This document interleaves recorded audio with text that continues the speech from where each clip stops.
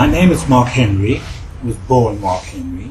The artist in me, the child that loved to be an actor but never really got there, changed the name slightly. When people asked, "What's your name?" I used to say, "Mark Ontario Henry." Just to give it a thrill. I was 7 when my baby sister was born.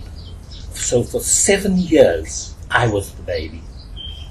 The beautiful baby, the beautiful child, smothered with clothes. Oh, he's such a beautiful person. Oh, he's this. Oh, he's that. Oh, look at his face. 7 years old. It was taken away. Because here, this beautiful other baby came. And I was no more the baby. I was no more the little pretty child. My sister was.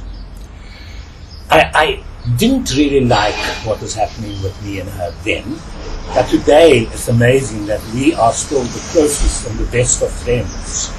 So to get my own, I enjoyed telling stories. When I was at school, I couldn't play rugby. I wasn't that type of person. I wasn't best at sports. But when I opened my mouth to say things, people listened.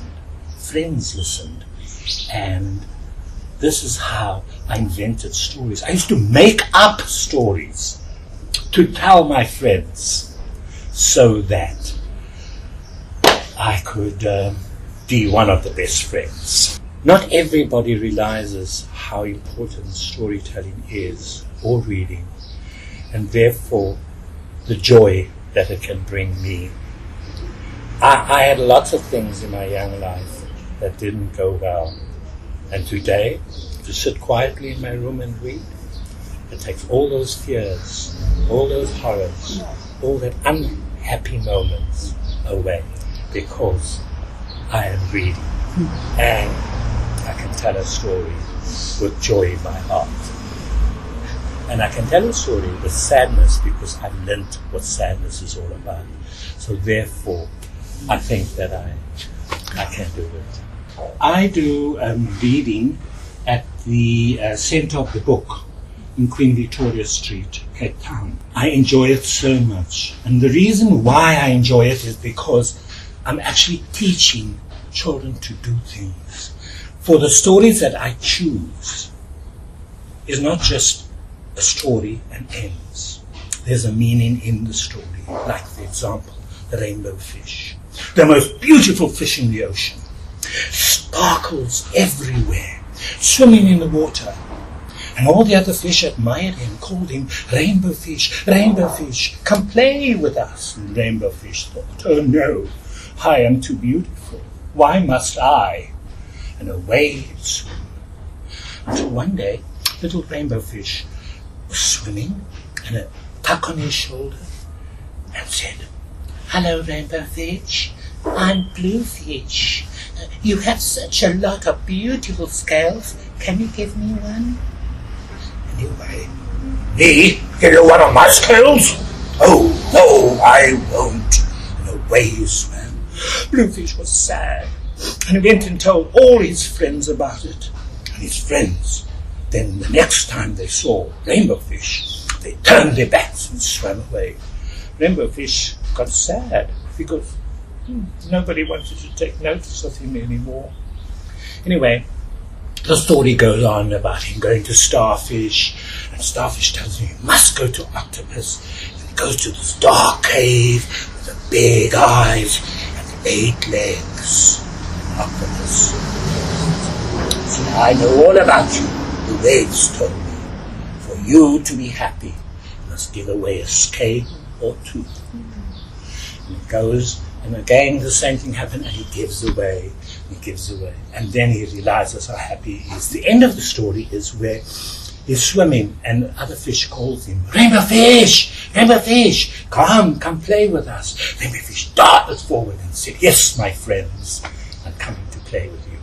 Now, there are a lot of reasons in this story that you can actually pick up. And I will then ask the children questions. Like, for example, did he need advice? What happened? The moral of the story, which is so important, is don't keep everything for yourself. You have a whole packet of sweets. Are you going to dish it out, or are you going to keep it for yourself? And that's an important part of the story. There's lots of other stories that one can tell that has actually different meanings. But I love telling stories. Actually, this is also a very, very good woman that I like, Danielle Steele, and I love Story at First Sight. I'm busy reading. Now, say I watched this, there are certain things that I'd miss out. Like, for example, you see the person's face and expression after she did something bad, right? And you don't actually see it while you're watching the TV.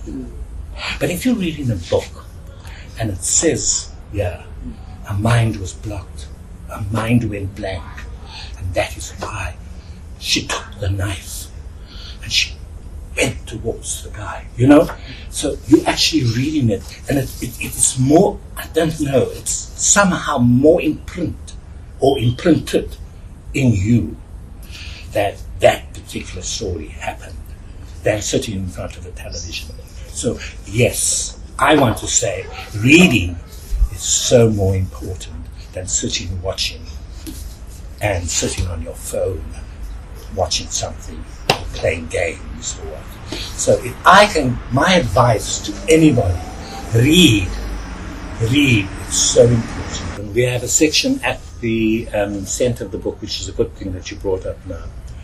I have when I'm finished with the story, the one goes, half of the children go and draw, and the other half go to learn how to handle books. So why do we treat books like we have to treat our friends? We can't just throw it around and scribble in it. Because the book has a front page, the book has a back page, the book has a spine. And so we have a front, a back, and we have a spine. So we like books, so look after it. But the main thing about trying to educate and being more involved with books, when you're beginning, a child will put the book down immediately because I don't understand these words, and it's a lot of words. No, I tell the children, sit with the book and look and make up your own story.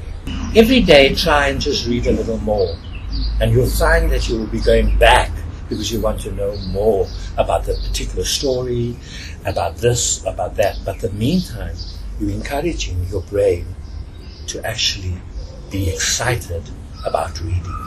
And that is so important. If you are a person that doesn't have lots of friends, and you don't know why you don't have friends, because you can't communicate. Now, reading actually gives you communication. Because you're sitting and a topic comes up and you remember, but I read about something like that. And I can put in my input. Oh, you know about that?